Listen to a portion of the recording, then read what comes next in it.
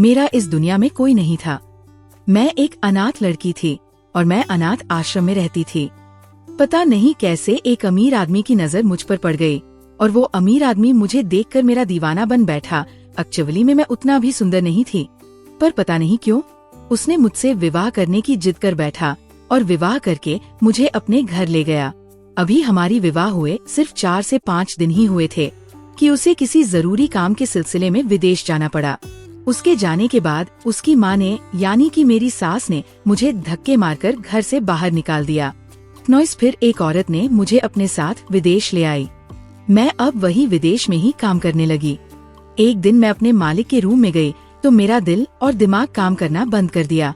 मालिक ने मेरे दोनों हाथ पकड़कर मुझे दीवार में चिपका दिया और अपना होशो हवास खोकर मुझे चूमने लगा। मेरी आंखों से आंसू निकल रहे थे क्योंकि मेरे मालिक मैं एक नेपाली नौकरानी के साथ मार्केट तक आई थी।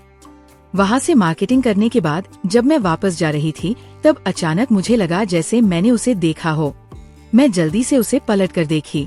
मेरे आमने सामने सिर्फ अजनबी चेहरों की भीड़ थी नॉइस, लेकिन वो जाना पहचाना चेहरा कहीं भी नहीं था। तो फिर मुझे ऐसा क्यों लगा कि मैंने उसे देखा था? मेरी उम्मीदें जाग उठी थी, लेकिन जब वो कहीं भी नजर नहीं आया तो मेरे उम्मीदों में किसी भी तरह की कोई हलचल नहीं थी। मेरे गाल आंसुओं से गीले हो गए थे। उस सेल्फिश इंसान को मेरी जिंदगी से गए काफी वक्त बीत चुका था, मगर उसकी यादें मेरा पीछा नहीं छोड़ती थी। मैं रितिका के साथ कैब में बैठ गई। रितिका भी बार बार पीछे मुड़कर देख रही थी। मैंने उसकी परेशानी नोटिस कर ली और उससे पूछा, क्या हुआ है रितिका, बार बार पीछे पलट क्या देख रही हो? सब ठीक तो है? रितिका ने कहा, मुझे लगता है कोई हम लोगों का पीछा कर रहा है। मॉल से वो गाड़ी लगातार हमारे पीछे आ रही है। मैंने रितिका से कहा, अरे ये तुम्हारा वहम होगा, हमारा भला कौन पीछा करेगा? उसकी बात को टालकर मैं खिड़की से बाहर की तरफ देखने लगी और फिर जब हम अपने घर पर वापस आए नॉइस, तो उस वक्त भी रितिका बहुत परेशान लग रही थी। मार्केटिंग करते समय मुझे भी एक बार महसूस हुआ था कि मैंने उसकी झलक देखी है, मगर वो तो बहुत दूर था। वो यहाँ कैसे आ सकता था? और मेरी उसकी नजर में इतनी महत्व नहीं थी कि वह मुझे ढूंढते हुए यहाँ तक आता। मैं तो अपने बारे में किसी को बताकर भी नहीं आई थी, ऐसे में उसके लिए मुझे ढूंढना मुश्किल था। रितिका के साथ मिलकर मैंने रसोई घर सेट किया और अभी हम सफाई ही कर रहे थे जब मालकिन ने मुझे अपने रूम में बुला लिया था। मैं जब मालकिन के रूम में आई तो वो अपने बेड पर बैठी थी नॉइस, मगर सोच भरी नजरों से दीवार को घूरे जा रही थी। मैं उनके सामने जाकर सर झुकाने वाले अंदाज में खड़ी हो गई और मैंने मालकिन से कहा कि मैडम जी, आपने मुझे बुलाया। मेरी आवाज सुनकर वो चीखक उठी, कहने लगी, हाँ तुमसे मुझे काम था, आओ बैठो नॉइस। मैं अपने सीने पर हाथ रखते हुए उनके सामने बैठ गई थी। मुझे नौकरानियों और मालकिन के बीच फर्क को मिटाना नहीं था। शायद इसकी वजह ये थी कि मैं जिस माहौल में पली बढ़ी थी, मुझे अपने माहौल में सिमटने की आदत पड़ गई थी। मगर मेरी मालकिन बहुत अच्छी थी। उन्होंने कभी भी इस बात को नहीं जताया कि मैं उनकी नौकरानी हूँ। अब मालकिन ने जो कुछ मुझसे कहा उसे सुनकर एक झटके से मैंने सिर उठाकर देखा। कहने लगी, मिसेस वर्मा तुम्हारा प्रपोजल लेकर आए हैं और मैंने भी इस बारे में बहुत तहकीक किया है। तब मैं इस नतीजे पर पहुंची हूँ कि मैं उन्हें तुम्हारे रिश्ते के लिए हाँ कर दूं। उनकी बात सुनकर मैंने एक झटके में सिर उठाकर उनकी तरफ देखा और मैंने अपनी मालकिन से कहा कि माम साहब, ऐसा कैसे हो सकता है? मैं ये विवाह कैसे कर सकती हूँ? आप जानती है कि मैं पहले से शादीशुदा हूँ। उस व्यक्ति का नाम मेरे नाम के साथ जुड़ा हुआ है। हाँ, मैं मानती हूँ नॉइस भी वो मेरी जिंदगी में नहीं है, मगर मैं उसे छोड़कर किसी और के साथ जिंदगी शुरू नहीं कर सकती। मालकिन ने मेरी बात सुनकर गहरी सांस ली और कहने लगी, कितने वर्ष से तुम्हारा अपने पति के साथ कोई कांटेक्ट नहीं है और कोई नहीं जानता कि वह कहाँ है? वो जिंदा भी है या मर चुका है? तुम्हारी सास तुम्हें बता चुकी है कि तुम्हारा रंजित मर चुका है। तुम्हारी सास ने तुम्हें जो कुछ कहा था उसके बाद से तुम अभी तक इस उम्मीद पर हो कि वो आदमी आएगा और तुम्हें अपने साथ लेकर जाएगा, जबकि जानती भी हो कि वह इस दुनिया में नहीं रहा। अब मालकिन के मुंह से रणरितेश की मौत का सुनकर मेरा दिल फट चुका था। हालांकि मैडम जी की बात अपनी जगह पर ठीक थी, मगर मैं अपने दिल के हाथों मजबूर थी। मैंने मालकिन से कहा, मेरा ये गुनाह करने को मन नहीं मान रहा। मेरा दिल कहता है कि मेरा पति इस दुनिया में जीवित है। नॉइस, और उसके होते हुए मैं दूसरी शादी नहीं कर सकती। पता नहीं क्यों दिल में झूठी सी उम्मीद बना ली थी कि रणरितेश जरूर लौट कर आएगा। इस बार मालकिन ने अपना सिर पिट लिया और कहने लगी कि तुम्हारी सास ने तुम्हें खुद ये बात बताई थी कि वह मर चुका है, तभी उसने तुम्हें धक्के मारकर उस घर से निकाला था। नॉइस, तुम जिस आदमी की वजह से उस घर में थी, जब वो इंसान इस दुनिया में नहीं रहा तो तुम्हारा वहाँ पर रहने का क्या मतलब बनता था? मगर मेम साहब फिर भी मैडम जी ने बोली, मैं तुम्हारी कोई बात नहीं सुनना चाहती। मैंने उन लोगों को घर में बुला लिया है और जल्द ही मैंने तुम्हारी शादी करने का फैसला कर चुकी हूँ। तुम्हारे साहब को भी इस बात पर कोई आपत्ति नहीं है। देखो, तुम जवान हो, तुम्हारे आगे पूरी जिंदगी पड़ी है, तुम अकेले जिंदगी नहीं गुजार सकती। मेरी मानो मुकेश के साथ शादी कर लो, वो तुम्हें बहुत खुश रखेगा। मालकिन जी की बातें सुनकर मैं दबी पामली वहाँ से आई थी। उसके बाद मेरा किसी काम में दिल नहीं लगा था और न ही मैंने रितिका से कोई बात की थी। मेरे चेहरे का उत्तरा रंग देखकर वह मुझसे मेरे रवैये की वजह पूछने लगी, मगर मेरे पास चुप रहने के अलावा कोई जवाब नहीं था। रितिका को शायद मालकिन जी ने खुद ही सारी बात बता दी थी। वह भी मुझे इस बात पर हाँ करने की कोशिश कर रही थी कि अकेली औरत का इस दुनिया में कोई भी नहीं है, उसे हमेशा किसी न किसी मर्द के सहारे की जरूरत पड़ती है। मगर मैं मालकिन के आगे मजबूर हो गई थी। उन्होंने मिसेस वर्मा को अपने घर आने का अनुमति दे दिया था। उस रोज मालकिन जी ने मुझसे कहा कि नया लिबास पहनकर तैयार हो जाओ, आज मुकेश पहली बार तुम्हें देखने के लिए घर आ रहा है, मैं चाहती हूँ कि वो तुम्हें पसंद कर ले। मैंने इस बात का कोई जवाब नहीं दिया था, बस चुपचाप सिर हिला दिया। मेरी मालकिन मेरे पास आकर कहने लगी कि मैंने तुम्हें कभी भी अपनी नौकरानी नहीं समझा, तुम्हें हमेशा अपनी बहन के जैसी समझी हूँ, तभी मैं तुम्हें अपने साथ यहाँ पर लेकर आई थी। मेरी सोच हमेशा यही रहा कि मैं तुम्हारी बड़ी बहन का किरदार निभाऊं और तुम्हारी हेल्प करूं। तो अब मैं चाहती हूँ कि मैं तुम्हें कभी किसी चीज की कमी महसूस नहीं होने दूं। उस समय तुम्हारी स्थिति ऐसी थी कि तुम्हें देखकर ही मेरा दिल फटकर रह गया था। तुम्हें देखकर मुझे अपनी छोटी बहन सुमन की याद आ गई थी, जो बहुत ही सुंदर थी। मैं उसे बहुत ज्यादा लाड करती थी, मगर एक एक्सीडेंट ने उसे मुझसे हमेशा के लिए दूर कर दिया। जब मैंने तुम्हें बिलखते रोते देखा तो मुझे अपनी छोटी बहन सोनम नॉइस की याद आ गई थी और मैंने खुद से ये कमिटमेंट किया कि मैं अब अपनी पूरी जिंदगी तुम्हारी देखभाल करूंगी। इसीलिए मैं चाहती हूँ कि तुम अपनी अपनी पूरी लाइफ में हैप्पी रहो। मालकिन जी ने अब की बार विवरण तरीके से जवाब दिया। मुझे उनकी बौपन पर किसी भी तरह की कोई डाउट नहीं था। मेरे दिलो दिमाग में एक ही बात चक्कर लगा रही थी कि अगर मेरी सास की बात गलत हुई, अगर कुलदीप जिंदा हुआ तो?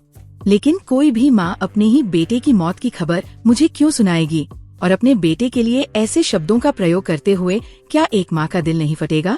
मैं इन्हीं सब सवालों में उलझी हुई परेशान हो गई थी। उस दिन सुबह को ही मालकिन जी ने सारे नौकरों से कहकर घर की अच्छी से साफ सफाई करवाई थी और आज उन्होंने मुझे किसी भी काम को हाथ नहीं लगाने दिया था और मुझसे कहने लगी कि तुम बहुत सुंदर हो। मुझे पूरा विश्वास है नॉइस, मुकेश तुम्हें देखते ही पसंद कर लेगा और मिसेस वर्मा ने मुझसे कहा है कि अगर मुकेश को तुम भागे तो वो विवाह में ज्यादा देर नहीं लगाएंगे। हो सकता है कि 15 से 20 दिन के बाद ही तुम्हें शादी करके अपने ससुराल जाना पड़े। ये सब कुछ इतना जल्दबाजी में हो रहा था कि मैं तो उलझ कर रह गई थी। मैं अपने रूम में ही थी जब रितिका मेरे पास आई और कहने लगी कि तुम्हें मालकिन जी अपने रूम में बुला रही है। मैंने अपना लिबास चेंज कर लिया था और फेस पर थोड़ा बहुत मेकअप भी कर लिया था। अपनी तैयारी से मैं बिल्कुल संतुष्ट थी। जब मालकिन जी के रूम में पहुंची तो उन्होंने मेरा अच्छे से जायजा लिया और मुझे कहने लगी, तुम रितिका के साथ ब्यूटी पार्लर जाओ और वहाँ से अच्छे से मेकअप करवा कर आओ। मैं नहीं चाहती कि किसी भी बात को अड़चन बनाकर मुकेश तुम्हें इग्नोर करें। मैं बोली, मगर मालकिन मैं जैसी हूँ वैसे ही रहना चाहती हूँ। जिस इंसान के साथ लाइफ गुजारनी है नॉइस, अगर वो मेरी सारी हकीकत जानने के बाद मुझे कबूल कर ले तो मेरे लिए भी आइंदा आने वाली जिंदगी में परेशानी नहीं होगी। लेकिन अगर मैं मेकअप का सहारा लेकर उसके सामने जाऊंगी तो? अगर बाद में उसने मुझे कबूल नहीं किया तो? मालकिन जी थोड़ी गुस्से भरी नजरों से मुझे देखने लगी और कहने लगी कि तुमसे जितना कहा है उतना करो और रितिका से बोली के जाओ, रितिका इसे अपने साथ पार्लर लेकर जाओ। फिर रितिका मुझे बाजू से खींचती हुई बाहर लेकर आ गई। बाहर लाकर कहने लगी, तुम पागल हो जो इस सब के लिए मालकिन को इनकार कर रही हो। अगर वो मुझे ऐसा कहती तो मैं एक पल के लिए भी देर ना करती। जाने क्यों मुझे कुछ ठीक नहीं लग रहा था। ऐसा लग रहा था जैसे कोई अनहोनी होने वाली हो। मेरा दिल घबरा रहा था। हालांकि मालकिन ने बताया था कि मुकेश बहुत ही हैंडसम लड़का है, पैसे की भी कोई कमी नहीं है, तुम उसके साथ बहुत खुश रहोगी। लेकिन कुछ तो था नॉइज जो मुझे अंदर से बेचैन कर रहा था। रितिका के साथ जब मैं कैब में बैठकर उस पार्लर में आई तो तभी वहाँ पर रितिका को अपनी एक फ्रेंड मिल गई। रितिका ने मुझे पार्लर के अंदर जाने का इशारा किया और अपनी फ्रेंड के साथ बातों में बिजी हो गई। जैसे ही मैं गेट के पास पहुंची तो किसी ने मुझे बाजू से पकड़कर पीछे खींचा और मेरे मुंह पर न जाने ऐसा क्या रखा जिससे मैं बेहोश हो गई थी। मेरा सिर चारों ओर घूमने लगा था। मुझे महसूस हो रहा था कि मैं किसी की मजबूत बाहों में थी, मगर मैं उसका चेहरा नहीं देख पाई। जब मेरी आँख खुली तो मैं अस्पताल में थी। मेरे पास मालकिन जी और रितिका दोनों मौजूद थे। मुझे होश में आते देखकर मालकिन जी मेरी तरफ गंभीरता से बढ़ी और बोली, तुम ठीक हो? कैसी तबीयत है? अब तुम्हारी क्या हुआ था तुम्हें? अचानक से जो तुम बेहोश हो गई। मैं अपनी नजर उठाकर मालकिन की तरफ देखा। नॉइस, मेरा सर दर्द से फटा जा रहा था, आंखें नींद से मोटी हो रही थी। कोई जवाब दिए बिना मेरी आंखों में अंधेरा छा गया था।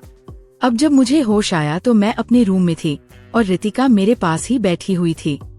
मुझे होश में आते देखकर रितिका ने मालकिन को मेरे होश में आने की खबर दी। हाल पूछने के बाद मालकिन मुझे कहने लगी, आज तुम्हारी वजह से चारू मेहनत खराब हो गया। मुकेश तुम्हें देखने के लिए आया था लेकिन तुम सीधा अस्पताल पहुंच गई। वो बेचारा तुम्हारा इंतजार करता रहा। उन लोगों ने दोबारा आने को कहा है। मैं तो चाहती थी कि सारे मामले आज ही निपट जाएं। नॉइस, आज ही मुकेश से तुम्हारी मंगनी हो जाए। मगर शायद ये सब कुछ ऐसे ही होना था। मालकिन को बहुत अफसोस हो रहा था और रितिका उन्हें कहने लगी कि हर काम का एक टाइम फिक्स होता है।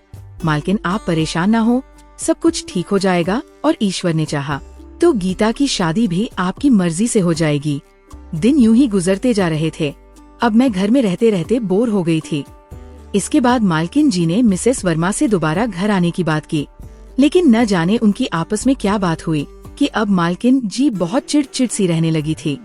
एक दिन मुझ पर गुस्से से चढ़ पड़ी। कहने लगी, तुम्हारी वजह से इतना अच्छा लड़का मेरे हाथ से निकल गया। अगर तुम उस दिन ये सब नाटक न करती तो आज मैं तुम्हारी उसके साथ शादी की तैयारियां कर रही होती। वो गुस्से से ऊंचा ऊंचा बोल रही थी और उनकी बातें सुनकर मेरी आंखें फटी की फटी रह गई थी। नाटक, उस दिन मेरे साथ जो कुछ भी हुआ वो नाटक तो नहीं था। मेरे मुंह पर किसी ने कपड़ा रखकर मुझे ऐसी चीज सुंघाई थी जिससे मैं बेहोश हो गई थी। मैं नहीं जानती थी कि वो कौन शख्स था और उसने ये सब क्यों किया था। नॉइस, हालांकि ये बात मैंने मालकिन जी को नहीं बताई थी कि कहीं वह परेशान ना हो जाए। मैंने उन्हें यही कहा था कि मुझे चक्कर आ गया और मैं बेहोश हो गई थी। मैं खुद इस बारे में सोच सोच कर परेशान हो रही थी और मालकिन उल्टा मुझे ही गलत ठहरा रही थी। मेरी आंखों से सावन भादों की तरह आंसू बहने लगे। मुझे रोते हुए देखकर उनका दिल तड़पने लगा।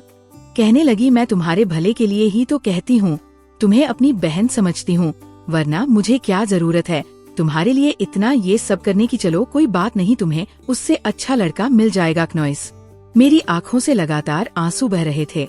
अगर मुकेश ने मेरे साथ शादी करने से इनकार कर दिया था तो इसमें मेरी क्या गलती थी? और मालकिन जी मेरी शादी करने के लिए इतनी परेशान क्यों थी? क्या वो मुझसे तंग आ चुकी थी? मुझसे जान छुड़ाना चाहती थी? मैं उनके लिए बोझ थी, इसलिए वो मुझ पर बार बार शादी करने पर जोर देती थी। मैं जितना सोचती जा रही थी उतना उलझती जा रही थी, लेकिन मेरे आसपास ऐसा कोई आदमी नहीं था जिससे मैं अपने इन सब का इजहार कर सकूं।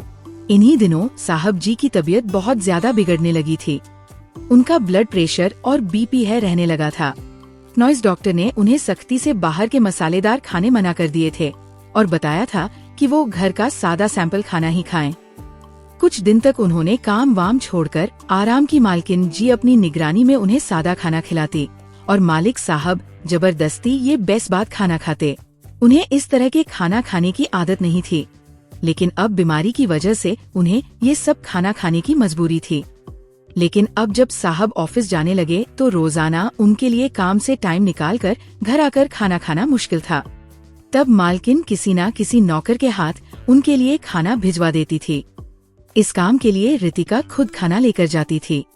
उस दिन रितिका की तबीयत खराब थी।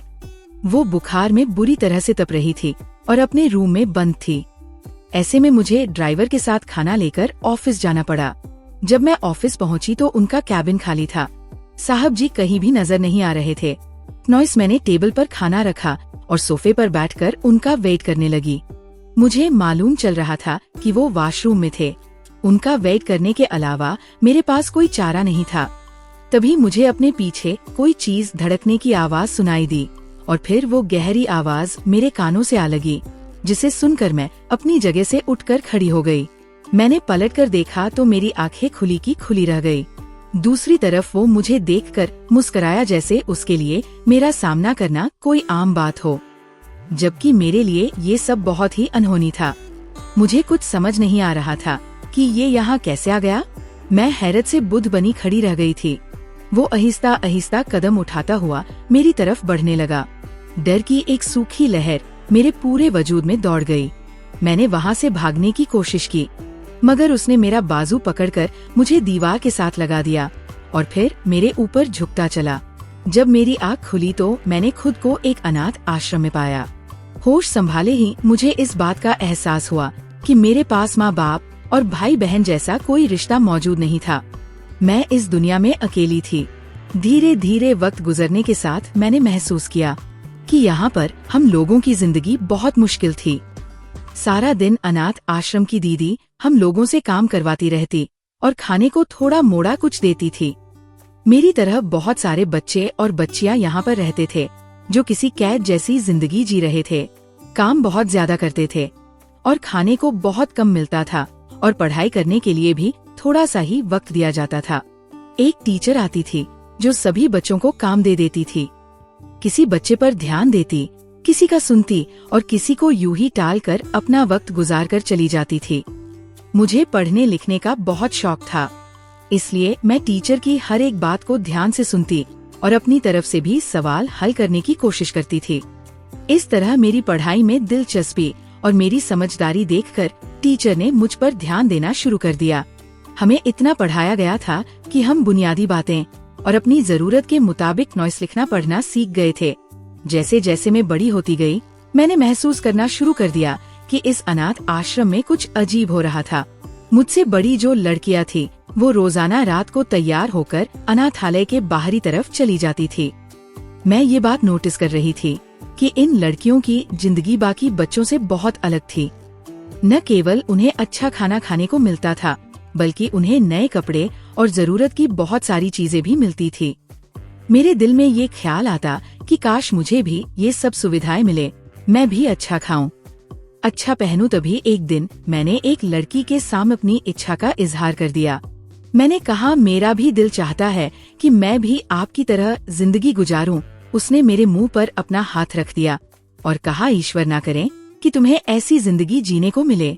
जब तुम इस उम्र में पहुँचो तो तुम्हारी यहाँ से जान छूट जाए, तुम यहाँ से बहुत दूर चली जाओ। तुम नहीं जानती कि इन सुविधाओं के लिए हमें क्या कीमत चुकानी पड़ती है।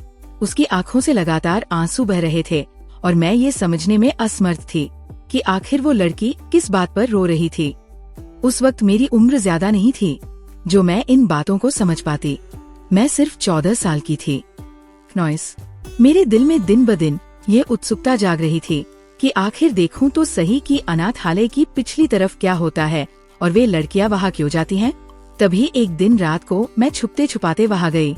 तब मैंने देखा कि पिछले दरवाजे से आया अनाथालय की देखभाल करने वाली महिला और सभी लड़कियों को लेकर जाने लगी थी। दरवाजे के बाहर एक बड़ी सी गाड़ी खड़ी थी और वो लड़कियां उसी गाड़ी में बैठ रही थी और फिर देखते ही देखते वो गाड़ी नजरों से ओझल हो गई। मैं टूटे कदमों से अपने कमरे में वापस लौट आई। अब मुझे कुछ कुछ समझ आने लगा था कि ये लड़कियां वो कहाँ जाती है और उनके साथ क्या हो रहा है। और फिर एक दिन बातों बातों में मैंने एक लड़की से सारा सच उगलवा लिया और ये सच सुनते ही मेरे डर से रोंगटे खड़े हो गए थे। आया के साथ अनाथालय के और भी बहुत से लोग मिले हुए थे। क्नॉइस जो इन लड़कियों को ले जाकर गलत काम करने पर मजबूर करते थे। रोजाना रात को उन्हें लेकर बड़े बड़े बिजनेसमैन और ठेकेदारों के पास पहुंचाते और सुबह का सवेरा होने से पहले इन लड़कियों को वापस ले आते ताकि किसी को इस बारे में कुछ भी पता न चल सके। मुझे अब ये डर था कि कहीं ऐसा ना हो कि मेरे साथ भी ये सब हो। मैं ये सब कैसे बर्दाश्त कर पाऊंगी? मुझे अपनी इज्जत अपनी जान से प्यारी थी और मैं अपनी इज्जत खोना नहीं चाहती थी। मैंने ये भी देखा था कि अक्सर लोग अनाथालय में आते किसी बच्चे को पसंद करते, उसे गोद ले लेते क्नॉइस, और वो बच्चा यहाँ से हमेशा के लिए चला जाता। कभी किसी लड़की को ब्याह कर शादी करके कोई ले जाते। मैं दिन रात ईश्वर से यही प्रार्थना कर रही थी कि कोई मुझसे भी शादी कर ले ताकि मेरी इस सबसे जान छूट जाए। मेरी उम्र अब 19 साल हो चुकी थी और मैंने ध्यान दिया था क्नॉइस की अनाथ आश्रम के इंचार्ज मुझे अजीब नजरों से देखने लगे थे। फिर वहाँ पर एक आदमी आया और वह अपने हाथों से बच्चों को मिठाइयाँ और चॉकलेट देने लगा। मैं उसे देखकर घबरा रही थी और वहाँ से जाने लगी जब उसने आवाज देकर मुझे रोक लिया। अब जब मैंने पलट कर देखा तो उसने मुस्कुराते हुए चॉकलेट और मिठाइयाँ मेरे हाथ पर भी रख दी। मैंने भी उससे मुस्कुराते हुए कह दिया, मैं बच्ची नहीं हूँ। तब उसने मुझ पर एक गहरी नजर डाली। न जाने उसकी आंखों में ऐसा क्या था कि मैं नजरें झुकाकर रह गई थी।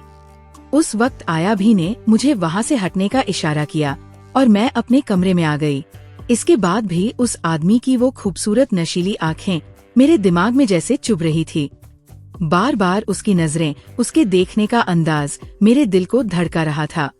अगले कुछ दिन अच्छे से गुजर गए थे। आया भी मेरे पास कपड़े लेकर आई और मुझे कहने लगी कि रात को ये कपड़े पहनकर तैयार हो जाना। उनकी बात सुनकर मैं झिझक सी रह गई। डर से मेरे रोंगटे खड़े हो गए थे। मुझे अंदाजा हो गया था कि वह मुझसे क्या कहने वाली है। तभी उन्होंने मुझे मुस्कुराते हुए देखा और कहने लगी, तुम बच्ची नहीं हो, समझदार हो। यकीनन तुम जानती हो कि मैं तुमसे क्या कहना चाहती हूँ। तुम बहुत हसीन हो और ना जाने क्यों मुझे पहले इस बात का ख्याल नहीं आया कि तुम छोटी नहीं हो बल्कि अपनी उम्र से काफी बड़ी लगती हो। रणरितेश जी तुम पर अपना दिलो दिमाग हार बैठे हैं। और मैं आया कि ये बात सुनकर परेशान हो गई। इसका मतलब उस लड़के का नाम रंजित था। अगले दिन मुझे आया भी ने कहा कि मेरी शादी है और मुझे हमेशा के लिए इस अनाथालय से दूर जाना है। उनकी बात सुनकर मेरा मुंह खुला का खुला रह गया था। ऐसा भला कैसे मुमकिन था? न जाने वो कौन था जो मुझसे शादी करके मुझे अपने घर ले जा रहा था। लेकिन उसका मेरे साथ रवैया कैसा होगा, उसके घर का माहौल कैसा होगा और मेरी आने वाली जिंदगी कैसी होगी? तरह तरह की सोचें मुझे अपने घेरे में लिए हुए थी। और फिर जब शादी की रस्मों के लिए आया भी मुझे तैयार कराकर क्नॉइस बड़े कमरे में लेकर गई तो तब मैंने जरा सी नजर उठाकर देखा, मेरे सामने वही था जो उस दिन अनाथालय में आया था, जिसने बच्चों में मिठाइयाँ बांटी थी। उसे देखकर न जाने क्यों मेरे दिल में बैठ गया कि ये मेरे लिए एक तोहफा है, ये मुझे कभी कोई तकलीफ नहीं पहुँचाएगा। और फिर मैं खुशी खुशी शादी के लिए तैयार हो गई थी। जब मैं वहाँ से विदा हुई तो वहाँ पर गुजारा हुआ सारा समय मेरी आँखों के सामने घूमने लगा और बार बार उन लड़कियों के चेहरे मेरी आँखों के सामने आ रहे थे। वहाँ पर कुछ लड़कियाँ इन सारे अत्याचारों को सहने पर मजबूर थी। कुछ अपनी मर्जी से ये सब कर रही थी और कुछ मजबूरी में मैं उन लड़कियों के लिए कुछ करना चाहती थी। मैंने सोच लिया था कि मुझे उन लड़कियों के लिए कुछ करना चाहिए। मुझे इस बारे में अपने पति से बात करनी चाहिए। जब मैं विदा होकर उनके साथ घर आई तो मुझे एहसास हुआ कि वो बहुत अच्छे इंसान थे। क्नॉइस बहुत प्यार करने वाले थे। शादी से पहले मैं जितना डर रही थी वो सारा डर रणरितेश की बाहों में समाते ही छूमंतर हो गया था। रणरितेश ने मुझे फूलों की तरह छुआ था और रणरितेश की प्यार पर मेरी आंखें भर आई थी। मैं तो अनाथ थी, ना माँ बाप मेरी किस्मत में थे, नॉयसन ही बहन भाई का प्यार भी नहीं। फिर मेरी किस्मत में इतना अच्छा पति कैसे लिख दिया गया था? मुझे विश्वास ही नहीं हो रहा था। और फिर रोती रोती मैं रणरितेश के सीने में अपना सर छुपा रही थी। रणरितेश ने कसकर मुझे अपनी बाहों में भर लिया था। रणरितेश ने हैरान होकर पूछा कि आखिर इसमें रोने वाली क्या बात है? बल्कि तुम्हें तो खुश होना चाहिए कि तुम्हें मुंह जैसा इतना सुंदर पति मिला है। मैंने अपने आंसू साफ करते हुए कहा, रणरितेश ये तो खुशी के आंसू है। उन्होंने मुझे बहुत इज्जत और मान दिया था। इस घर में हम दोनों के अलावा नौकर चाकर भी थे। रणरितेश एक बहुत बड़े बिजनेसमैन थे और उनके बिजनेस दूसरे देशों तक फैली हुई थी। मुझे इस बात पर हैरानी थी कि उन्होंने फिर मुझ जैसी अनाथ लड़की से शादी क्यों की। उन्होंने मुझे अपनी जिंदगी में क्यों शामिल किया। जब मैं ये बात उनसे पूछती थी तो वह मुस्कुराकर टाल देते थे और कहते, तुमसे पहली नजर में प्यार हो गया था, इसलिए तुम्हें अपनी जिंदगी में शामिल कर लिया। और मैं उनकी बातों पर चुपचाप सिर झुका लेती थी। ये दिन मेरी जिंदगी के सबसे खूबसूरत दिन थे, मगर मुझे नहीं पता था कि मेरी खुशियाँ इतनी कम होंगी। रणरितेश का साथ बस कुछ ही टाइम के लिए होगा। शादी का चौथा दिन था। जब मैं सुबह उठी तो रणरितेश ने मेरे गाल थपथपाते हुए कहा कि वह एक हफ्ते के लिए दूसरे कंट्री जा रहे हैं। उनकी बिजनेस मीटिंग है और उन्हें बहुत सारे काम है। उन्होंने कहा, मैं कोशिश करूँगा कि एक हफ्ते से पहले लौट आऊँ। तुम चिंता मत करना, यहाँ तुम्हें किसी भी तरह की कोई परेशानी नहीं होगी और अगर कोई प्रॉब्लम हो तो मुझे कॉल कर लेना। उन्होंने मुझे एक मोबाइल लेकर दिया और उसमें अपना नंबर सेव करके मुझे मोबाइल इस्तेमाल करने का तरीका भी समझाया। फिर वह मुझे उदास छोड़कर चले गए। मेरा दिल कह रहा था कि आज कुछ बुरा होने वाला है। दोपहर को जब मैं कमरे से बाहर आई तो लाउंज में मैंने एक औरत को बैठा हुआ देखा था। उसकी मेरी तरफ पीठ थी। वह मुझे देखकर एक पल के लिए हैरान रह गई। मैंने उससे पूछा, तुम कौन हो और यहाँ क्या कर रही हो? उसका अंदाज बहुत अजीब था। मैंने उसे अपना परिचय करवाया तो वो हैरान नजर आने लगी और कहने लगी, क्या बकवास कर रही हो तुम? मेरा बेटा तुम्हारे साथ शादी कैसे कर सकता है, जबकि वो पहले से शादीशुदा है, उसकी एक बीवी भी है। तुम झूठ बोल रही हो, ना जाने कौन हो और मेरे घर में किस नियत से घुस आई हो। उन्होंने मुझे धक्के देने शुरू कर दिए। मैंने उनके सामने हाथ जोड़कर कहा, क्नॉइस, रणरितेश ने खुद मुझे इस घर में लाया है। उन्होंने मुझसे शादी की है और आप एक बार उनसे मुझे बात करने दे। मेरा मोबाइल कमरे में ही था, मगर उस औरत ने ना तो मुझे कमरे में घुसने दिया और ना ही मेरी किसी बात पर यकीन किया और ना ही खुद रणरितेश को कॉल करके कुछ कंफर्म किया। मुझे धक्के देकर घर से बाहर निकालने लगी। नौकर भी एक तरफ सिर झुकाए खड़े थे।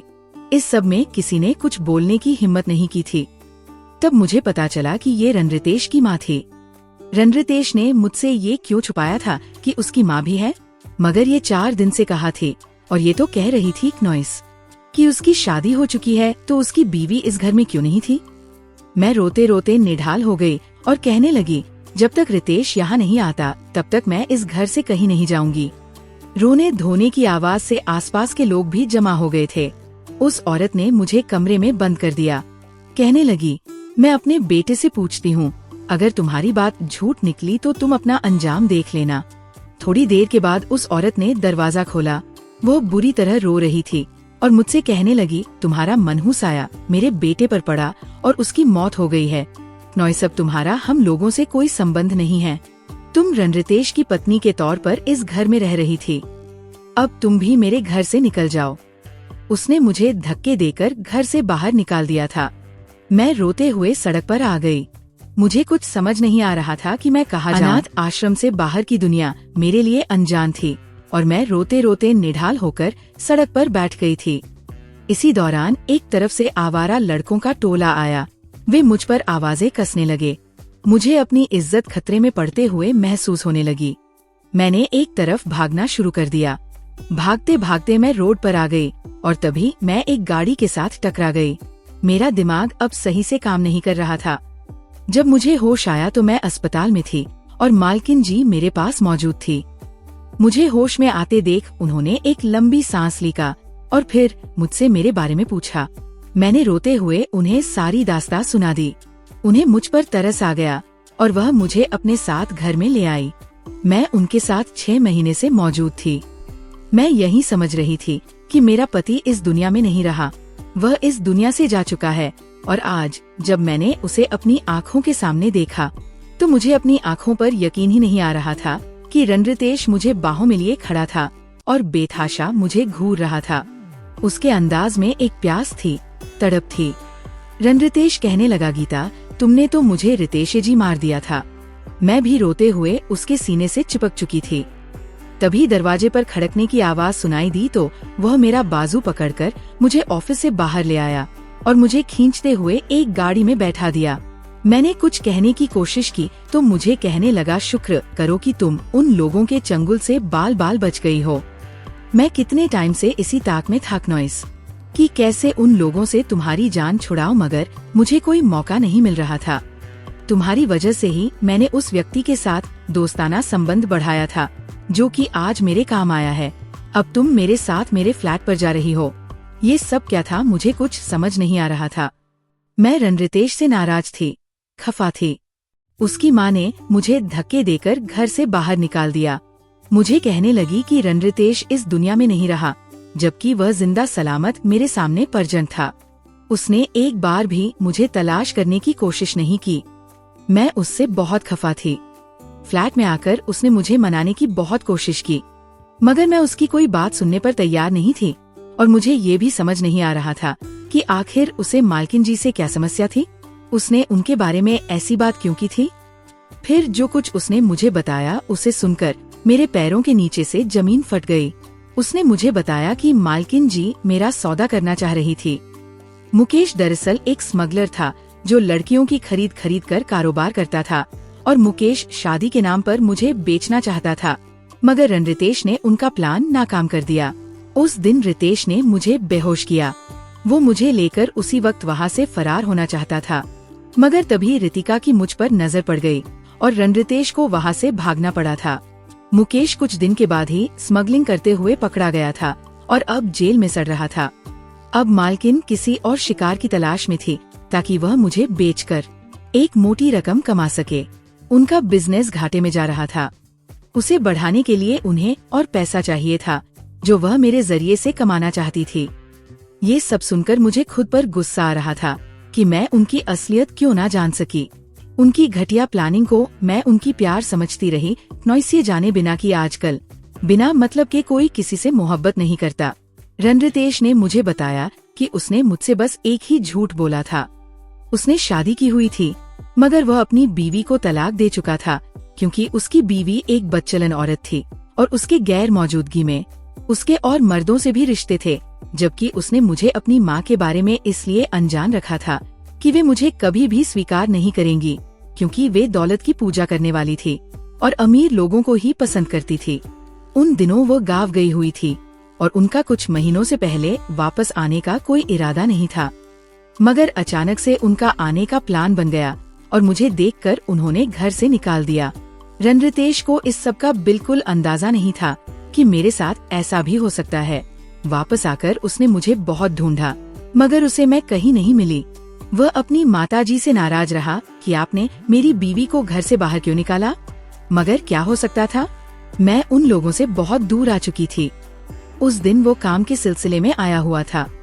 जब उसने मुझे स्टोर में रितिका के साथ देखा तो वो चौंक गया और फिर जब उसने मेरा पीछा किया तो तब उसे इन लोगों के बारे में जांच करने पर मालूम हुआ कि वे लोग पर्दे के पीछे क्या काम कर रहे हैं।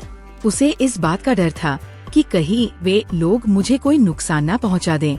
उन दिनों वह मालकिन और उनके पति के खिलाफ सबूत इकट्ठा करने में व्यस्त था और फिर एक दिन उसे उनके खिलाफ ऐसे सबूत मिल गए थे जिनसे वह उन्हें सजा दिलवा सकता था। नॉइस तब उसने देर नहीं की। उन्हें सजा दिलवाते ही वह कुछ दिन के बाद मुझे लेकर वापस आ गया था।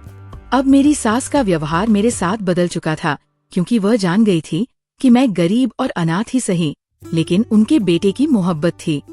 अब अगर वह अपने बेटे को खुश देखना चाहती है तो उन्हें मुझे स्वीकार करना होगा और इसलिए अब मेरी सास ना चाहते हुए भी मुझे अपने घर में रख लिया।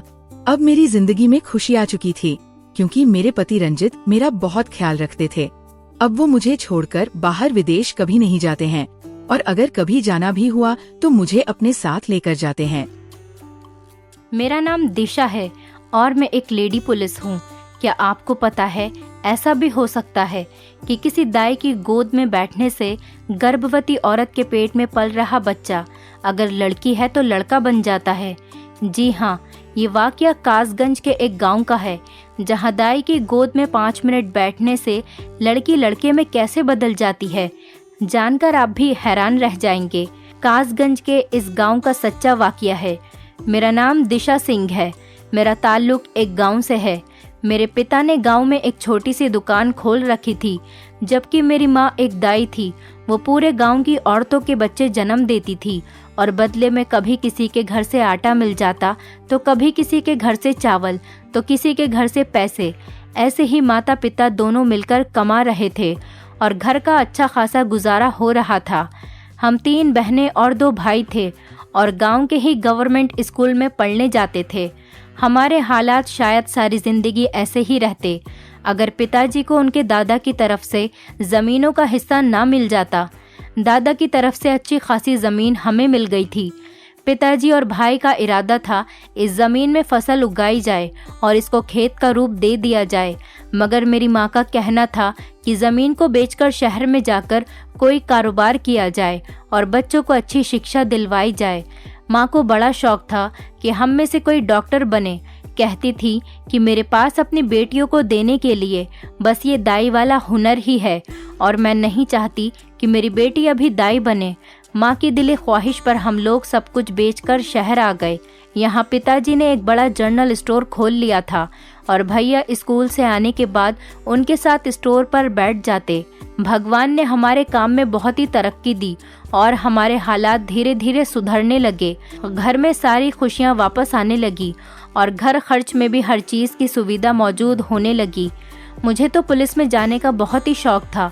मैंने सोचा कि बाकी 2 बहनों में से कोई भी बहन माँ की ख्वाहिश पूरी करने के लिए तैयार हो सकती है, डॉक्टर बन जाए। इसीलिए मैंने अपना पूरा ध्यान पुलिस की नौकरी हासिल करने की तरफ लगाया हुआ था। इसीलिए रोज़ सुबह मैं और मेरी माँ सैर करने के लिए चले जाते थे। माँ वहाँ एक जगह बैठ जाती और मैं दौड़ लगाने की प्रैक्टिस करती रहती। एक दिन हम लोग अभी पार्क पहुँचे ही थे कि एक जगह औरतों का ग्रुप देखा। हम आगे गए तो मालूम हुआ एक गर्भवती औरत अपनी सास के साथ सैर के लिए आई हुई थी। एकदम से उसकी तबीयत खराब हो गई और वो दर्द से चिल्लाने लगी। शायद उसके बच्चे का जन्म का वक्त आ चुका था। माँ एक तजुर्बेकार दाई थी। माँ ने फौरन ही भांप लिया कि उस लड़की को अस्पताल ले जाने का वक्त नहीं है। माँ ने उसी वक्त मुझे घर की तरफ दौड़ाया कि जाओ मेरा बैग उठाकर लाओ। हमारा घर उस पार्क से करीब ही था, तो मैं दौड़कर घर को गई और 5 मिनट में ही माँ का बैग उठाकर ले आई।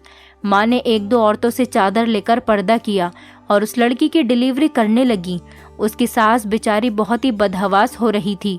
मुझे समझ नहीं आ रहा था कि मैं उस औरत को क्या तसल्ली दूं, मगर उसका हाथ पकड़कर सहलाती रही और कहती रही, फिक्र मत करो, सब कुछ ठीक हो जाएगा। मेरी माँ गांव की मशहूर दाई है और देखना अभी थोड़ी देर में ही आपका पोता होगा। सब औरतें वहीं बैठी रहीं और कुछ देर बाद माँ ने उस औरत को उसका पोता गोद में दिया तो उसने खुशी के मारे माँ को गले लगा लिया और कहने लगी, मुझे उम्मीद नहीं थी कि मेरी बहू की नॉर्मल डिलीवरी हो जाएगी, वो भी यहाँ इस पार्क में। मुझे तो अपनी आंखों पर विश्वास ही नहीं हो रहा। कहीं मैं कोई सपना तो नहीं देख रही। मैं तो इस पार्क में ऐसे ही सैर के लिए आई थी और अपनी बहू को भी साथ लाई थी कि चलो बाहर चलने से तुम्हें कुछ सुकून मिलेगा। बाहर की हवा खाओगी तो बच्चे की सेहत पर भी अच्छा असर पड़ता है। मगर यहाँ तो बहू को दर्द ही शुरू हो गए। ये सब देखकर मैं बहुत परेशान हो गई थी, लेकिन आपने तो मेरी सारी परेशानियों को दूर ही कर दिया। डॉक्टर ने तो मेरी बहू का ऑपरेशन ही बताया था और हम लोग बहू को दूसरे शहर बड़े डॉक्टर के पास डिलीवरी करवाने के लिए ले जाने वाले थे। उस औरत ने हमसे हमारा पता लिया और अपने ड्राइवर को बुलाकर अपनी बहू और पोते समेत वहां से चली गई। 1 हफ्ते बाद वही औरत अपनी बेटी के साथ हमारे घर आई और उसके साथ काफ़ी मिठाइयाँ और फल आदि लेकर आई थी। वो माँ का शुक्रिया अदा करने आई थी और साथ ही मेरा रिश्ता भी अपने बेटे के लिए लेकर आई थी। उसका बेटा पुलिस अफसर था और ये सुनकर मैं बहुत खुश हुई थी कि अगर मेरी इस लड़के के साथ शादी हो जाएगी तो मैं भी पुलिस में आसानी से भर्ती हो जाऊंगी। मैंने माँ को इशारा किया कि जल्दी से हाँ कर दो। माँ ने कुछ दिन सोचने के लिए मांगे और फिर हाँ कर दी। कुछ ही दिनों बाद मेरी शादी एक पुलिस इंस्पेक्टर से हो गई थी और मैं शादी करके दूसरे शहर चली गई। मेरी माँ का बड़ा इरादा था कि वो मुझे डॉक्टर बनाए, मगर मैं भी क्या करती, अपने दिल के हाथों मजबूर थी। मैंने दूसरे शहर आकर कुछ ही दिनों में पुलिस की फील्ड ज्वाइन कर ली। यहाँ मेरा वक्त बहुत अच्छा गुजर रहा था। मैं और मेरे पति दोनों ही खुशी खुशी जिंदगी गुजार रहे थे। हम दोनों एक दूसरे से बहुत प्यार करते थे। फिर अचानक कुछ दिनों बाद पता चला कि मेरी बहनें डॉक्टर बन रही हैं। डॉक्टर बनना कौन सा आसान काम है। माँ ने अपना शहर में लिया हुआ घर बेच दिया और खुद किराए पर आ गईं ताकि बेटियां डॉक्टर बन सके। मेरे भाइयों और पिता ने घर बेचने पर बहुत ऐतराज़ किया था। वो तो घर बेचने को राजी ही नहीं थे, लेकिन माँ के सर पर ही पता नहीं कौन सा भूत सवार था कि किसी की कोई बात नहीं सुनती और बहुत ही महंगे कॉलेज में दोनों का दाखिला करा दिया। मैंने भी माँ को बहुत मना किया कि अपनी हैसियत से ज़्यादा चादर में पैर मत फैलाओ, मगर मैं फ़ोन पर सिर्फ समझा ही सकती थी। माँ नहीं मानी तो मैं भी अपने रोज़मर्रा के कामों में व्यस्त हो गई। मैं भी अपने रोज़मर्रा के कामों में बहुत ही व्यस्त रहने लगी। मैं कभी कभार माँ से जाकर मिल लेती थी। पहले नौकरी और फिर लगातार 2 बेटियों की वजह से घर से निकलना बहुत ही कम हो गया था। मैं अपनी शादीशुदा ज़िंदगी और नौकरी की वजह से बहुत ही खुश थी, मगर अब मुझे महसूस हो रहा था कि मेरी सास मुझसे कुछ खास खुश नहीं रहती। उन्हें पोते की बहुत ज़्यादा ख्वाहिश थी, मगर मेरी तो दोनों बेटियां ही थीं। मेरे पति को बेटियों के होने से कोई भी मसला नहीं था, मगर मेरी सास जाने क्यों अब मेरे पीछे पड़ गई थी कि अब की बार मुझे पोता ही चाहिए। उनकी बातें सुनकर मैं भी दिमागी परेशानी से जूझ रही थी। मेरी नौकरानी एक दिन मुझसे कहने लगी, मैडम जी, मैं जानती हूँ आप अपनी सास की वजह से बहुत परेशान रहने लगी हैं, मगर मेरे पास एक हल है। मैंने चौंक कर पूछा, कैसा हल है तुम्हारे पास? वो कहने लगी, मैडम जी, कासगंज के पास ही एक छोटा सा गांव है। उस गांव में एक दाई रहती है। उसकी गोद में अगर गर्भवती औरत 5 मिनट बैठ जाए तो उसके दिल की हर तमन्ना पूरी हो जाती है। उसके यहाँ पर हर हाल में ही बेटा पैदा हो जाता है। मैं उसकी बात सुनकर हंस पड़ी और अपने ही गांव का नाम सुनकर चौंक भी गई थी। ये तो मेरे गांव का नाम था। वहाँ ऐसी कौन सी दाई आ गई जो बेटे बांटने लगी थी। मैंने अपनी नौकरानी की बात को इतना सीरियस नहीं लिया और कहा, तुम्हें कोई गलतफहमी हो गई होगी, क्योंकि वहाँ तो अब कोई दाई नहीं रहती। तुम्हें कोई गलतफहमी हो गई। लगभग 3 साल पहले मेरा गांव जाना हुआ था, मगर तब तक तो ऐसी कोई बात नहीं थी जो मेरे सामने आई हो। मैंने तो इस बारे में कभी कुछ नहीं सुना। वहाँ किसी दाई का जिक्र तक मैंने कभी नहीं सुना। तो फिर ये दाई कहाँ से आ गई? बल्कि गांव की औरतें अब शहर में अस्पताल का रुख करने लगी थीं। वहीं से अपना चेकअप करवाती हैं और डिलीवरी भी अस्पताल से ही करवाती है। मैंने नौकरानी को कहा, तुम्हें कोई गलतफहमी ही हो रही है, जाओ जाकर अपना काम करो, ऐसी फिजूल बातें अपने दिमाग में मत लाया करो। उस गांव में ऐसा कुछ नहीं हो सकता, किसी और गांव का वाकया होगा। नौकरानी कहने लगी, लेकिन मैडम जी, मुझे तो पूरा यकीन है, क्योंकि मेरी बहन को भी उसका पति रोज बेटियों के ताने देता था। उसकी 4 बेटियां थीं और उसके पति ने कहा था कि अब की बार अगर तुमने बेटा पैदा नहीं किया तो मैं तुम्हें तलाक दे दूंगा और इस घर से धक्के मारकर निकाल दूंगा। डॉक्टरों ने तो अल्ट्रासाउंड करके साफ बता दिया था कि इस बार भी बेटी है, मगर फिर किसी ने उस दाई के बारे में बताया। मैं अपनी बहन के साथ खुद उस गांव में गई थी। वहाँ एक दाई थी, बड़ी ही कोई नेक दाई थी, अच्छी इंसान लग रही थी। मेरी बहन को कहने लगी कि मेरी झोली में बैठ जाओ, तुम्हारे पेट में मौजूद लड़की लड़के में बदल जाएगी। मेरी बहन उस दाई की गोद में 5 मिनट तक बैठी रही और सच में ऐसा ही हुआ। जब उसकी डिलीवरी हुई तो उसके यहाँ बेटा पैदा हुआ। ये सारी बातें मेरी सास भी सुन रही थी। कहने लगी, हम भी वहाँ जाएंगे, तुम इस बार गर्भवती हो जाओ तो हम भी ज़रूर जाएंगे। मुझे अपनी नस्ल आगे बढ़ाने के लिए पोता ही चाहिए। मैं सर पकड़कर बैठ गई। ये क्या नई कहानी निकल कर आई है जो इस नौकरानी ने मेरी सास के कानों में भी डाल दी। मैंने अपनी नौकरानी को गुस्से से देखा कि इतनी ऊंची आवाज़ में बताने की क्या ज़रूरत थी। मेरी सास ऐसी बातों पर बहुत यकीन रखती थी, मगर मैं एक पुलिस वाली थी, इसीलिए जब तक मैं अपनी आंखों से सब कुछ नहीं देख लेती मुझे यकीन नहीं आता। इसीलिए मैंने सास को तसल्ली देते हुए कह दिया कि ठीक है, इस बार मेरा गर्भ ठहर जाए तो जैसा आप कहेंगे मैं वैसा ही कर लूँगी। मैंने रात को अपने पति से सारी बात की तो वो कहने लगे, मुझे भी ऐसी पंडित बाबाओं की बातों पर यकीन नहीं है, मगर होने को तो दुनिया में बहुत कुछ ऐसा हो जाता है जो नामुमकिन लगता है। तुम माँ की ख्वाहिश पर वैसा ही कर लेना जैसा वो चाहेंगी। मैंने कहा, अच्छा ठीक है, मैं सोचूंगी इस बारे में। कोई और गांव होता तो शायद ये बात मेरे दिमाग से निकल जाती, मगर नौकरानी ने मेरे गांव का ही नाम लिया था और मेरा चौंक जाना तो बनता था। मैंने अगले दिन ही माँ को फ़ोन किया और पूछा कि माँ, मैंने सुना है हमारे गांव में कोई नई दाई आई है, क्या ये सच है? माँ कहने लगी, बेटा तुझे मालूम है कि अब गांव जाना बहुत कम हो गया है। मैं किसी से पता करवाकर तुझे इस बारे में बताऊंगी। 2 दिनों बाद माँ का फ़ोन आया। वो कहने लगी, बेटा मैंने पता करवा लिया है, मगर वहाँ तो कोई दाई नहीं है।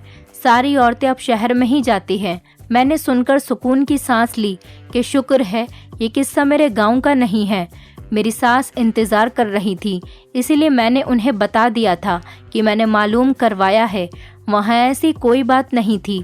कुछ ही साल सुकून से गुजर रहे थे कि मेरी इस सुकून भरी ज़िंदगी में फिर से हलचल मचने वाली थी। मेरी नौकरानी एक दिन आई तो वो बहुत परेशान दिखाई दे रही थी।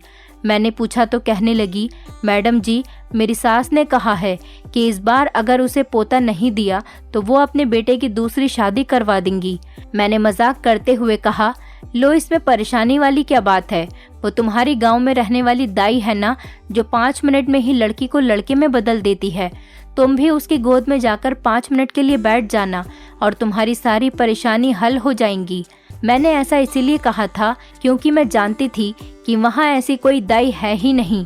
पता नहीं उसने मेरी बात को मजाक में ले लिया या संजीदगी से, मगर अगले दिन से वो काम पर नहीं आई।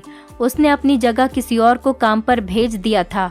दूसरी नौकरानी से मैंने पूछा, क्या बात है, तुम क्यों काम पर आई हो, वो क्यों नहीं आई? उसने बताया कि वो कासगंज के ही एक गांव गई है। मैंने सोचा अच्छा है, वो जाकर वहां देखे तो आखिर, फिर उसे सब कुछ समझ आएगा और कौन उसकी सुनी सुनाई बातों पर यकीन करेगा। इतनी दूर जाकर अब खुद ही बेवकूफ़ बनकर वापस लौट आएगी तो उसे समझ आएगा। ऐसी किसी भी बात पर यकीन नहीं कर लेते। जब वो 1 हफ्ते बाद वापस आई तो बहुत ही खुश थी और मुझसे कहने लगी, मैडम मैं उस गांव में गई थी। मैंने हंसते हुए पूछा, अच्छा फिर क्या हुआ? वो दाई तुम्हें मिली या नहीं? मुझे उम्मीद थी कि वो मायूस सी होकर इनकार ज़रूर करेगी, मगर मेरे होश उड़ गए थे जब उसने बड़े ही मज़े से कहा, जी मैडम जी वो दाई भी मिली और मैं उसकी गोद में भी 5 मिनट बैठकर आई हूँ। अब मुझे पक्का यकीन है कि मेरा बेटा ही होगा।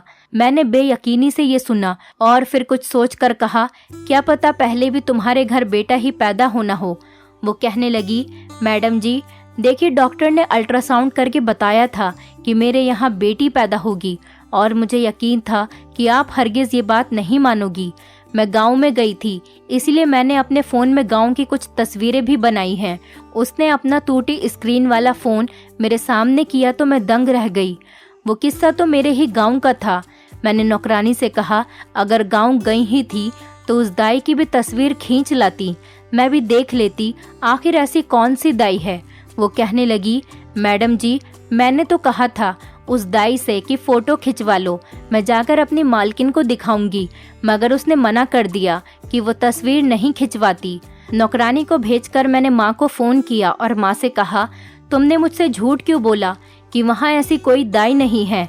माँ मुझसे कहने लगी, मैंने कोई झूठ नहीं बोला तुझसे, मुझे जो पता चला वो मैंने तुझे बता दिया। एक जानने वाली से पूछा था इस बारे में, उसी ने ही मुझे बता दिया कि मेरे जाने के बाद वहाँ कोई दाई अब नहीं है। मैंने तो तुझे वही बताया। मैंने कहा, माँ तुम्हें वहाँ खुद जाकर देखना चाहिए था। एक छोटा सा काम कहा था, वो भी तुमसे नहीं हो सका। माँ गुस्से से कहने लगी, मैं कोई पुलिस वाली नहीं हूँ, तेरी तरह नहीं हूँ जो जाकर हर तरफ तफ्तीश करती रहूँ। खुद आ जाती और जाकर पूछ लेती। तुम्हें इतना भी नहीं पता है कि मेरे जोड़ों में कितना दर्द रहता है। मैं घर से बाहर नहीं निकल सकती, फिर भी कह रही हो कि मुझे खुद वहाँ जाना चाहिए था। माँ ने मुझे अच्छी खासी बातें सुनाकर फ़ोन बंद कर दिया। मुझे अफसोस हुआ कि मुझे माँ से ऐसे बात नहीं करनी चाहिए थी।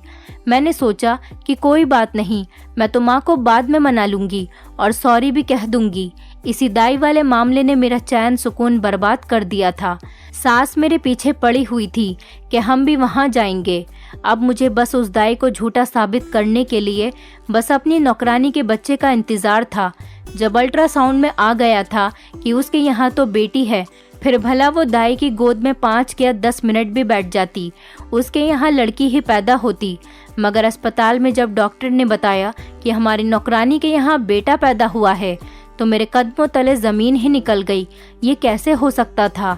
मेरी सास को पता चला तो वो कहने लगी, मुझे तो पहले ही पता था कि इस दाई की गोद बहुत ही निराली है। हम भी वहाँ ज़रूर जाएंगे। मेरे कुछ कहने का कोई फ़ायदा नहीं हुआ।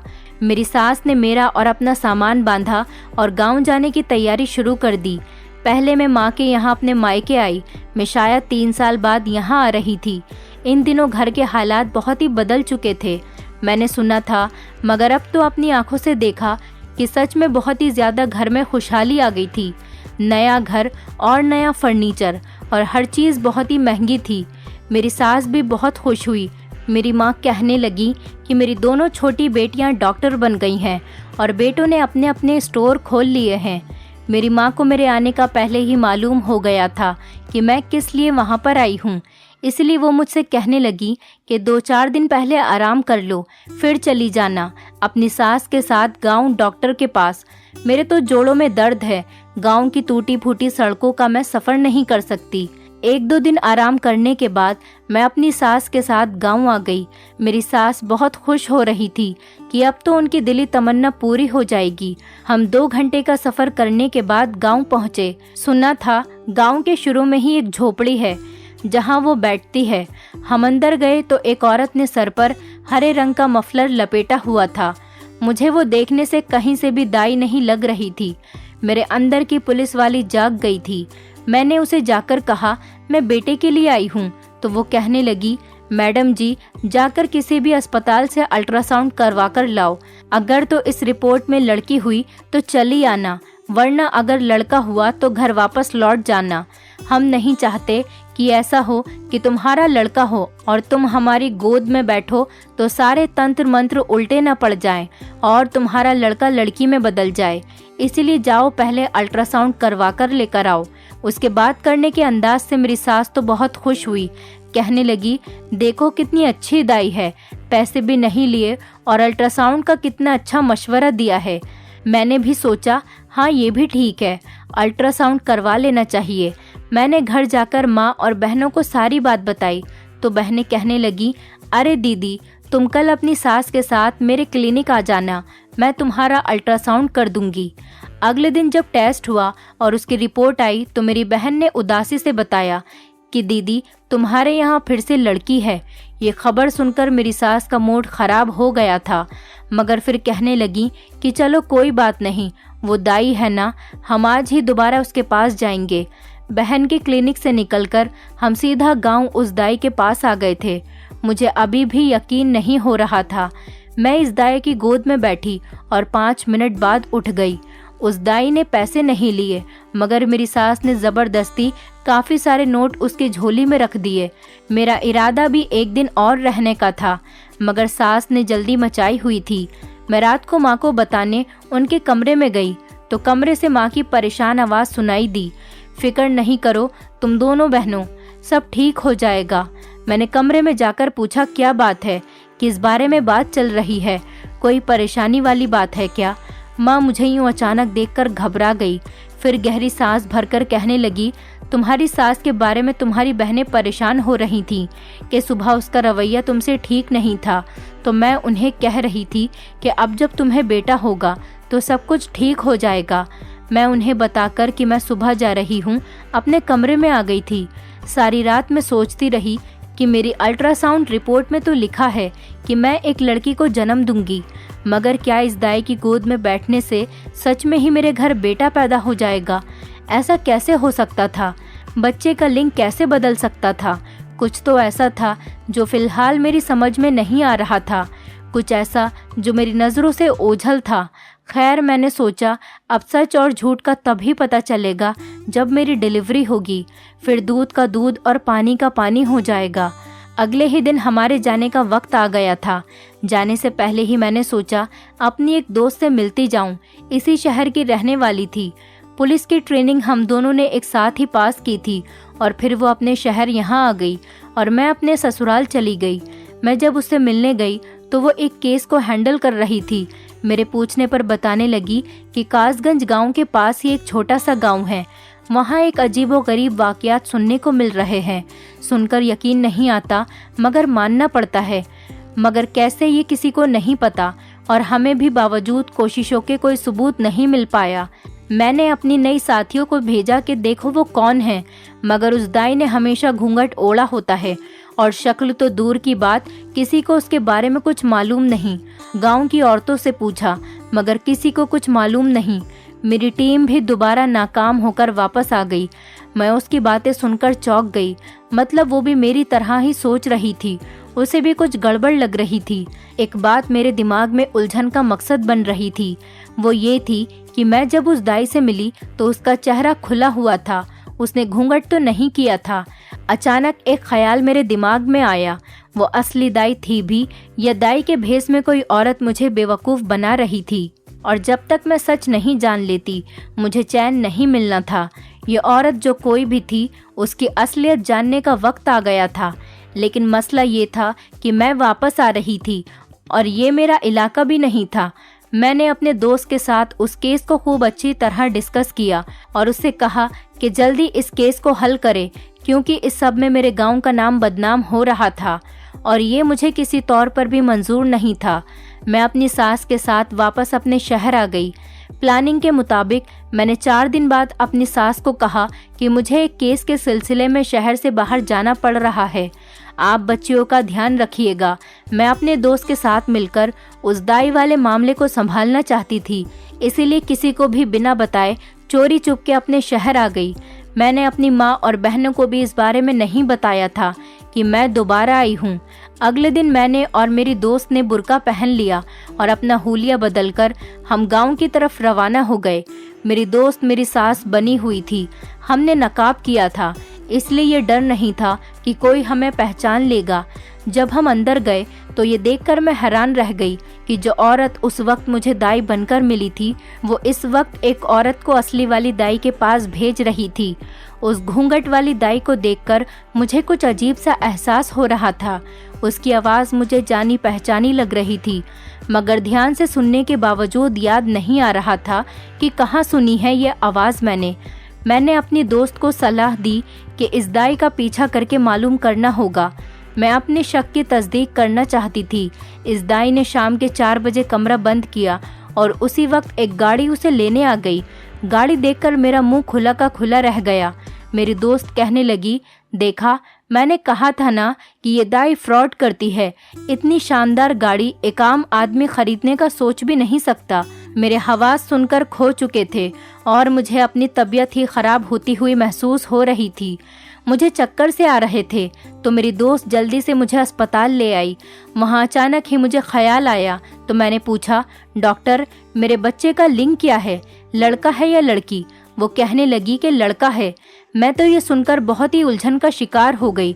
पता नहीं अब पहले से लड़का था या वाकई गोद में बैठने से लिंग बदल गया था। डॉक्टर ने मेरे पूछने पर कहा, अगर तुम 1 महीने पहले भी अल्ट्रासाउंड करवाती तो मैं यही कहती कि लड़का है, क्योंकि बच्चे का लिंग इतने महीनों तक आ चुका होता है।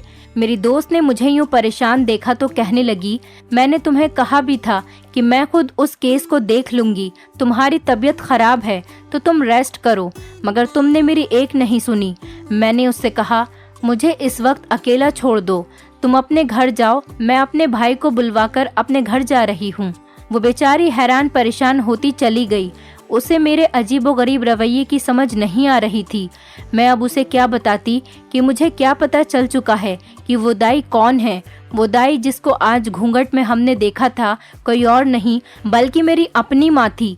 मुझे उसकी आवाज़ से शक तो हो गया था, मगर मैं पूरा यकीन नहीं कर सकती थी। मगर जब मैंने उस गाड़ी को देखा तो ऐसा लगा कि जैसे मेरे सर पर आसमान फट गया हो। वो गाड़ी मेरे भाई की थी, वही माँ को लेने आया हुआ था। ये सब जानकर मुझे कुछ समझ नहीं आ रही थी कि मेरी माँ क्या कर रही है, बल्कि मेरी बहनों ने भी मुझसे झूठ बोला कि रिपोर्ट में बेटी है। जाने इन सब लोगों ने मिलकर मुझे धोखा क्यों दिया था। मैंने टैक्सी बुलवाई और माँ के घर की तरफ मोड़ ली। अब सारे सवालों के जवाब वहीं से मिल सकते थे कि ये सारा क्या चक्कर है और क्यों ये खेल खेला जा रहा है। मैं घर गई तो सभी मुझे देखकर दंग रह गए। उनको बिल्कुल उम्मीद नहीं थी कि मैं 2-4 दिनों बाद ही वापस आ जाऊंगी। मेरी बहन परेशान होकर आगे बढ़ी और कहने लगी, दीदी क्या बात है, तुम रात के इस वक्त यहाँ, सब कुछ ठीक तो है ना? मैंने अपनी बहन के मुंह पर थप्पड़ मारा और कहा, ठीक तो कुछ भी नहीं है। तुम लोग मुझे अब बताओगे कि ये सारा ड्रामा क्या है? सब हक्के बक्के रह गए। वो चीख कर बोली, मुझे क्यों मारा आपने? मैंने अपनी अभी वाली रिपोर्ट उसके आगे की और कहा, ये है मेरी असली रिपोर्ट्स, तुमने झूठी रिपोर्ट बनवाई थी, क्यों?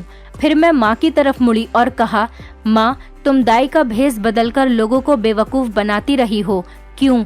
माँ समेत सबके रंग उड़ गए। मैंने कहा, मुझे सब सच सच सुनना है, वरना मैं पुलिस को अभी कॉल करके सब कुछ बता दूंगी। माँ चीखते हुए बोली, हमारे पास और कोई चारा नहीं था, तुम तो शादी करके चली गई, तुम्हें क्या मालूम कि हमने कैसा कैसा वक्त काटा है। बेटियों को सब कुछ बेचकर डॉक्टर बना दिया, इस उम्मीद पर कि बच्चियां डॉक्टर बन जाएंगी तो पैसों की रेलपेल हो जाएगी, हमारे दिन संवर जाएंगे। मगर हुआ क्या, लाखों करोड़ों खर्च करके भी मेरी बेटियों को ढंग की नौकरी नहीं मिली। मैंने सोचा था कि लाखों की तनख्वाह मिलेगी, मगर 40-50 हजार से ज्यादा की नौकरी कहीं नहीं मिल रही थी। हमारे घर खाने के लाले पड़े हुए थे। बस फिर सोचा कि दौलत सीधे तरीके से नहीं आ रही तो टेढ़े तरीके से ही हासिल की जाए। इसीलिए तेरे पिताजी का स्टोर बेचा और उसको क्लिनिक बना दिया। मैंने उन दिनों गांव में ये चर्चा फैला दी थी कि मैं ऐसी दाई हूँ जिसकी गोद में बैठने से लड़की लड़का बन जाता है। इसी तरह औरतों की कतारें लग जाती थीं। मैं उनको अल्ट्रासाउंड के लिए अपनी बेटियों के क्लिनिक भेजती थी, जिनका पहले से ही बेटा होता। सिर्फ उन्हें ही कहती कि मेरे गोद में बैठ जाओ, क्योंकि मेरी बेटी उसको झूठ कहती कि तुम्हारे यहाँ लड़की है। वो बेचारी फिर मेरे पास आती। जिनकी रिपोर्ट में बेटी लिखी होती उनको कोई न कोई बहाना बनाकर टाल देती थी। हमारा ये काम बड़ा अच्छा चल रहा था, बड़ा ही मुनाफा हो रहा था। पिछले 3 सालों में करोड़ों रुपए मिले। मैं सभी आने वाली औरतों को डिलीवरी के लिए भी अपने ही क्लिनिक में भेजती थी। मैंने घूंघट डालकर चेहरा छुपाया हुआ था, इसलिए मुझे उम्मीद थी कि कोई मुझे नहीं पहचान पाएगा। तुम्हारे साथ ये नाटक इसीलिए करना पड़ा था कि कहीं तुम्हें किसी किस्म का शक न हो जाए। तुम्हारे अल्ट्रासाउंड में लड़का ही था, मगर जानबूझकर लड़की कहा था ताकि तुम भी मजबूरन दाई के पास जाती। मैंने अपनी जगह किसी और को बैठा दिया। मकसद यही था कि जब तुम्हारा बेटा पैदा होता तो तुम्हें भी यकीन आ जाता और तुम भी इस बात को मान लेती और यहाँ दोबारा इस बात को झूठ साबित करने नहीं आती। हमने जो कुछ भी किया सिर्फ पैसों के लिए किया। मैंने दुख से कहा कि आप लोगों को शर्म आनी चाहिए थी। डॉक्टरी जैसे महान पेशे को इस्तेमाल करते हुए आप लोगों ने फ्रॉड किया है और पुलिस जल्द आपको पकड़कर ले जाएगी। ये मैं थी जिसने अपने पुलिस अफसर दोस्त को आपकी सच्चाई नहीं बताई। माँ मेरे कदमों में पड़ गई कि किसी को कुछ मत बताना, मैं अब सब कुछ खत्म कर दूंगी, अब ऐसा वैसा कुछ भी नहीं करेंगे। मेरी बहनें भी रो रो कर गिड़गिड़ाकर मुझसे माफ़ी मांगने लगी। मैंने कहा, माफ़ी की सिर्फ एक ही शर्त है, जो पैसा लिया हुआ है गरीब अनाथालय में जमा करवाओ और खुद शुरू से अपनी ज़िंदगी की शुरुआत करो। अब दोबारा किसी के साथ फ्रॉड या धोखा करने की कोशिश भी की तो मैं खुद सबको गिरफ्तार करूंगी। मेरे घर वालों ने ऐसा ही किया, सारा पैसा गरीबों में बांट दिया और मैं फिर से अपने शहर वापस आ गई। बेटे के लालच में औरतें भी अंधी हो जाती हैं। बेटियां भी तो घर का चिराग होती हैं। बेटे और बेटियों में फर्क ना करें। दोस्तों, उम्मीद करती हूँ आपको हमारी कहानी पसंद आई होगी। कहानी पसंद आई है तो वीडियो को लाइक करें, चैनल पर नए हैं तो चैनल को सब्सक्राइब करें और हाँ, नोटिफिकेशन बेल को ज़रूर दबाएं ताकि अगली अपडेट सबसे पहले आपको मिले।